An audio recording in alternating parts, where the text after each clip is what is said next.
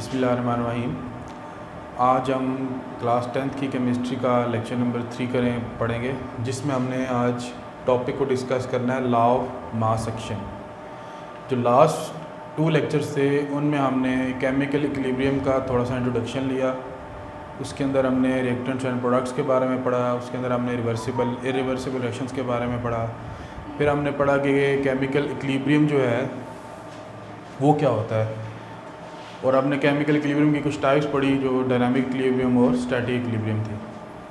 आज हम पढ़ेंगे लॉ ऑफ मास एक्शन। ये जो लॉ था ये 1869 में 2 साइंटिस्ट थे आपके पास, गोल्डबर्ग एंड वॉच। इन्होंने ये लॉ प्रेजेंट किया था।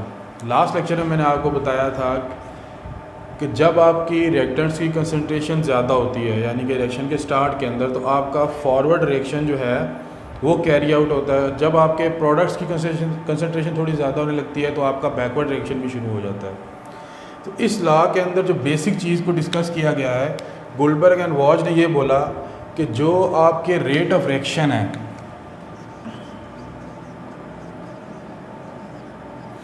जो रेट ऑफ रिएक्शन है आपका रिवर्सिबल रिएक्शन में, वो डायरेक्टली प्रोपोर्शनल होता है प्रोडक्ट के, जो आपके रिएक्टेंट्स हैं उनकी कंसंट्रेशन के प्रोडक्ट्स के डायरेक्टली प्रोपोर्शनल होता है। जो रेट ऑफ रिएक्शन है वो आपके जो रिएक्टेंट्स हैं, फॉर एग्जांपल आपके पास एक जनरल रिएक्शन हम लिखते हैं कि A + B, आपके पास रिवर्सिबल रिएक्शन है C + D। अब जो हमारे पास यहाँ पे फॉरवर्ड रिएक्शन है वो A + B से बन रहा है C। तो according to Guldberg and Waage, जो आपका फॉरवर्ड रेट ऑफ रिएक्शन होगा वो डायरेक्टली प्रोपोर्शनल होगा product of concentration of reactants, यानी कि प्रोडक्ट किसका, कंसंट्रेशन ऑफ A और कंसंट्रेशन ऑफ B। जो क्वांटिटी आपने ली है A की और B की, अगर A और B की जो क्वांटिटी है वो ज़्यादा होगी तो आपका रेट ऑफ रिएक्शन ज़्यादा होगा। अगर A और B की क्वांटिटी कम होगी तो आपका rate of reaction comparatively slow हो जाएगा। जैसे हमने लास्ट लेक्चर में पढ़ा था कि शुरू के अंदर, क्योंकि जो आपके रिएक्टेंट्स होते हैं उनकी क्वांटिटी होती है ज़्यादा, इसलिए आस्ता आस्ता रिएक्टेंट कंज्यूम होना शुरू हो जाते हैं, उनकी कंसंट्रेशन कम होना शुरू हो जाती है। तो इसीलिए आपका जो रेट ऑफ रिएक्शन है वो भी कम होता जाता है, और एक टाइम आता है कि वो कांस्टेंट हो जाता है।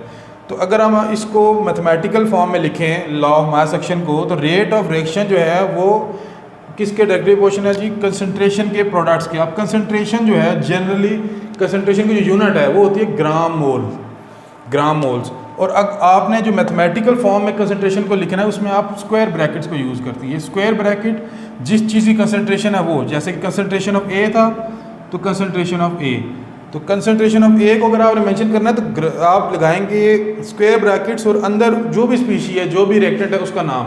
तो इससे अंडरस्टैंडेबल होगा कि यह आपने उस चीज़ की कंसंट्रेशन लिखी है, इसकी जो यूनिट होगी वो ग्राम मोल होगी। अब यहाँ पे उसके जो लॉ था, लॉ के मुताबिक रेट ऑफ रिएक्शन जो है वो डायरेक्टली प्रोपोर्शनल होता है प्रोडक्ट किसके, कंसंट्रेशन ऑफ रिएक्टेंट्स के प्रोडक्ट के। तो ये आपके पास एक रिएक्टेंट आ गया और मल्टीप्लाई दोबारा ब्रैकेट कंसंट्रेशन ऑफ B। इसी तरह अब क्योंकि ये आपके पास A + B से C जो बनाने के रिएक्शन हम स्टडी कर रहे हैं, ये है फॉरवर्ड रिएक्शन, तो आप इसको कह सकते हैं रेट ऑफ फॉरवर्ड रिएक्शन। अगर आप रिवर्स रिएक्शन पे हैं तो रिवर्स रिएक्शन में भी रेट ऑफ रिवर्स रिएक्शन जो है वो भी डायरेक्टली प्रोपोर्शनल किसके होगा, product of concentration, products of concentration of reactants के। अब फॉरवर्ड जो रिएक्शन था उसके अंदर आपके पास रिएक्टेंट्स थे A + B। फर्स्ट लेक्चर में हमने पढ़ा था कि जो एरो साइन के टेल वाली साइड पे जो स्पीशीज होती हैं, जो केमिकल्स होते हैं उनको रिएक्टेंट्स कहते हैं, और हेड वाली साइड पे जो होते हैं उन्हें प्रोडक्ट कहते हैं। इसलिए जो आपका फॉरवर्ड रिएक्शन था, क्योंकि उनकी टेल पे A + B है तो A + B रिएक्टेंट्स और C + D प्रोडक्ट हो गए। अब जो बैकवर्ड रिएक्शन है, बैकवर्ड रिएक्शन में जो टेल वाली साइड पे C + D है, यानी कि बैकवर्ड रिएक्शन या रिवर्स रिएक्शन के लिए C + D को हम रिएक्टेंट कंसिडर करेंगे। तो रेट ऑफ रिवर्स रिएक्शन हो जाएगा product of concentration of C and D, यानी कि जो C स्पीशीज़ है, जो D स्पीशीज़ है, इन दोनों का प्रोडक्ट लेंगे आप तो वो इक्वल हो जाएगा आपके पास rate of reverse reaction. Rate of forward reaction और रेट ऑफ रिवर्स रिएक्शन को आप अगर शॉर्ट फॉर्म में लिखें तो उसको आप इस तरह लिख सकते हैं, फॉरवर्ड रिएक्शन को हम RF से डिनोट करते हैं और रेट ऑफ रिवर्स रिएक्शन को R और स्मॉल r से। तो ये आपका rate of forward reaction directly proportional किसके हो गया, concentration of A into concentration of B, और रेट ऑफ रिवर्स रिएक्शन आपके पास वो ही हो गया कंसंट्रेशन ऑफ C और डी के। अब अगर हम, जैसे कि आपको पता है कि जब केमिकल इक्विलिब्रियम अचीव होता है तो उस वक्त क्या होता है आपके पास, जो केमिकल इक्विलिब्रियम की जो बेसिक डेफिनेशन है वो क्या है कि rate of forward reaction becomes equal to the rate of backward reaction, या फिर rate of backward reaction becomes equal to the rate of forward reaction. तो हम एट इक्विलिब्रियम पे अगर हम स्टडी करें तो आपके पास रेट ऑफ जो फॉरवर्ड रिएक्शन है वो वहाँ पे इक्वल होता है रेट ऑफ रिवर्स रिएक्शन के।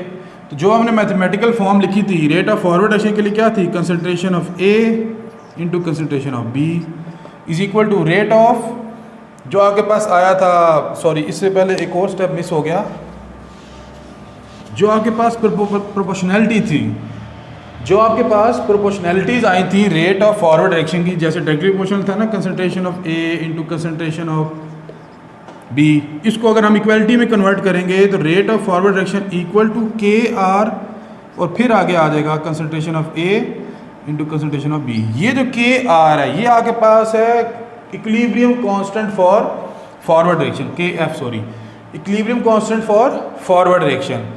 इसी तरह जो आपके पास दूसरी इक्वेशन थी रिवर्स रिएक्शन की वो थी सी इंटू डी, तो वो आपके पास हो जाएगी rate of reverse reaction is equal to K R और concentration of C multiply by concentration of D.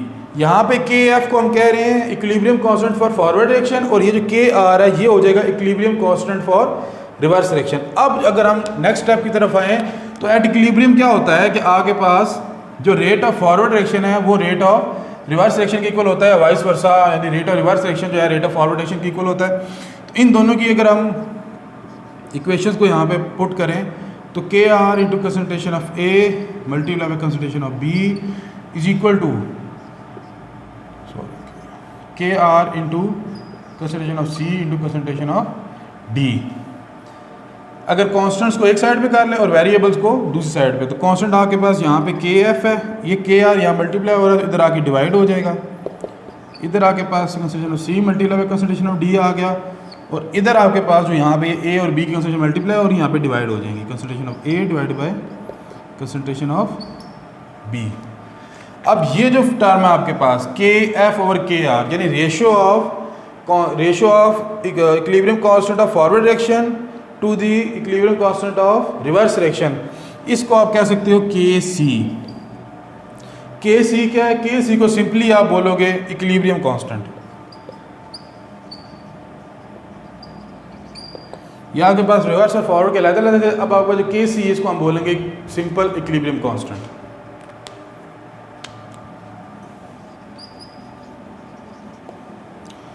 तो अगर आप लॉ ऑफ मैथ सेक्शन को दोबारा एक दफ़ा रिवाइज करें, कंबाइंड फॉर्म में देखें, तो उसकी एक डेफिनेशन ये भी बनती है कि जो आपके पास इक्विलिब्रियम कांस्टेंट है वो किसके इक्वल हो सकता है। इक्विलिब्रियम कांस्टेंट जो होगा आपका वो इक्वल होगा product of concentration of products divided by product of concentration of reactants. Product का मतलब मल्टीप्लिकेशन, यहाँ पे यूज़ कर रहा हूँ, प्रोडक्ट का मतलब मल्टीप्लिकेशन, यानी कि आपने कंसंट्रेशन ऑफ प्रोडक्ट्स को मल्टीप्लाई करना है और उसको डिवाइड कर देना है कंसंट्रेशन ऑफ रिएक्टेंट से। तो आपके पास जो इक्वेशन बनेगी वो इक्वेशन आपके पास होगी इक्विलिब्रियम कांस्टेंट की इक्वेशन। अगर हम इसको जनरल इक्वेशन, अब आपको जो जनरल इक्वेशन है अगर आपसे बोली जाए किसी भी केमिकल इक्वेशन की आप इक्विलिब्रियम कांस्टेंट की इक्वेशन डिराइव करें किसी भी रिएक्शन के लिए, तो उसके लिए कुछ स्टेप्स हैं। फॉर एग्जांपल आपके पास एक जनरल इक्वेशन है A plus B reversible reaction C plus D. इस रिएक्शन के अंदर इसको आप बैलेंस केमिकल इक्वेशन कह सकते हैं कि इस रिएक्शन के अंदर ए बी सी डी हैं, ये आपके पास वो कांस्टेंट्स हैं जो आपने जब इक्वेशन बैलेंस की थी तो आपने यूज़ किए थे।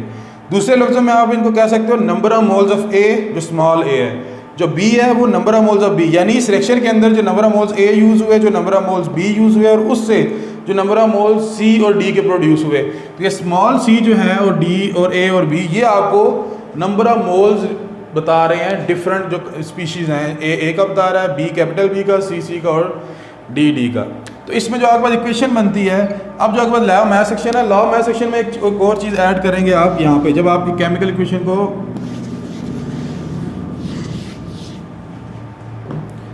अब इस केमिकल इक्वेशन को जब आपने बैलेंस किया तो आपके पास नंबर ऑफ मोल्स आ गए। जो हमने लास्ट इक्वेशन पढ़ी थी, जो जिस पे हमने लॉ ऑफ मास सेक्शन को ड्राइव किया था, तो वो सिंपल A + B और C + D थी, यानी कि नंबर ऑफ मोल्स A का 1, B का 1, C का 1, D का 1। अब यहाँ पे कोई ना कोई वैल्यू है, A की भी, B की भी, C की भी, D की भी।